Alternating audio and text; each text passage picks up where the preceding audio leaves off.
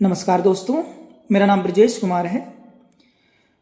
मैं उत्तर प्रदेश सरकार में राजस्व लेखपाल के पद पर काम करता हूँ। जैसा कि आपको पता है कि उत्तर प्रदेश में लगभग 7,994 पदों पर वैकेंसी आई हुई है। प्रत्येक व्यक्ति यह चाहता है कि उसके पास एक सरकारी नौकरी हो, और वो भी नौकरी ऐसी लेखपालों जैसी।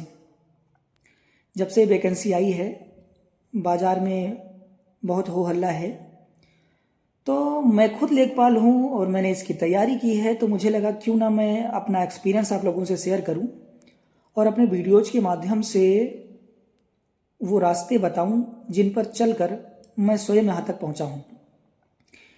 मेरे इंट्रोडक्शन में मैंने अपना नाम आपको बता ही दिया है। मेरी क्वालिफ़िकेशन की बात करें तो मैंने MSc माइक्रोबायोलॉजी में कुरुक्षेत्र यूनिवर्सिटी से किया हुआ है। और अचीवमेंट की बात करें तो मैं लेखपाल बनने के पहले रेलवे में रहा, ग्राम विकास अधिकारी रहा, फॉरेस्ट गार्ड के एग्ज़ाम मैंने क्वालिफाई किए, PCS के 2 बार मेंस भी मैंने लिखे, और 6 साल मैंने लगभग पढ़ाया है। तो मुझे पढ़ाने का भी एक अच्छा खासा अनुभव रहा है। तो मैं सोचता हूँ कि मैं आपको एक प्रॉपर गाइडेंस दे सकता हूँ। इसलिए जो ज़रूरी बातें हैं इस भर्ती के लिए वो आपको मैं बताऊँगा।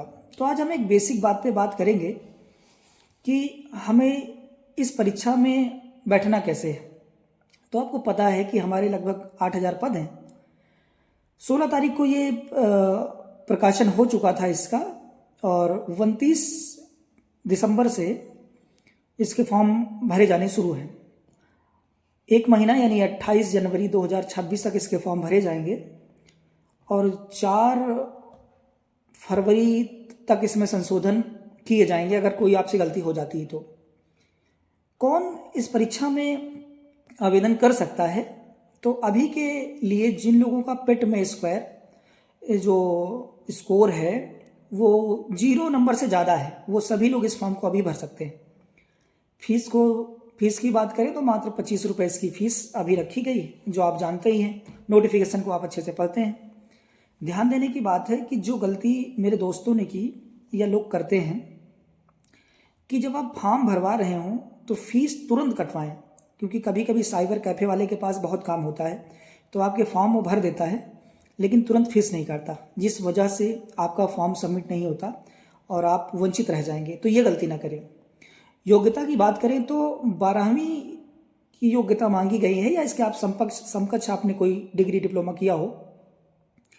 आयु की बात करें तो 18 से लेकर 40 वर्ष तक की आयु मांगी गई है इसमें।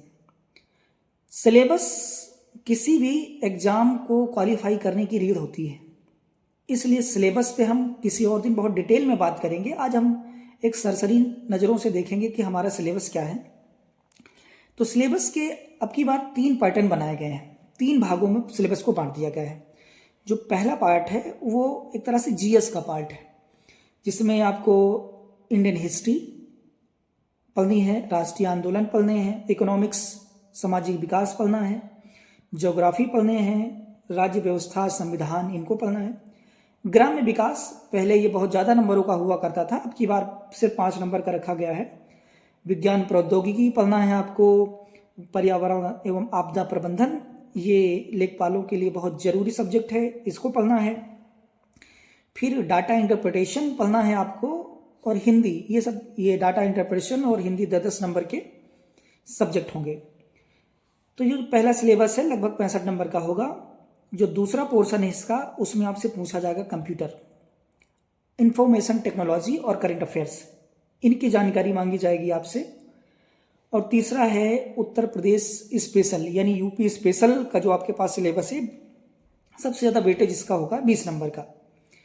तो हम जब आगे की क्लासेस में देखेंगे कि हमें क्या पढ़ना चाहिए क्या नहीं पढ़ना चाहिए, तो मैं आपको इनको पढ़ाऊँगा और बताऊँगा कहाँ से पढ़ना है।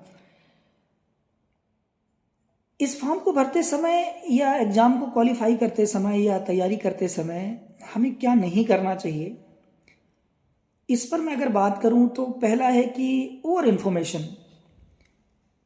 तैयारी करते समय आपके पास कुछ बेसिक किताबें होनी चाहिए, उन्हीं को आपको बार बार पढ़ना होता है, रिवाइज करना होता है, इससे ज़्यादा कुछ नहीं करना होता है। क्योंकि यूट्यूब इतना बड़ा मार्केट हो गया है कि हम जिसको देखेंगे वही सही लगेगा।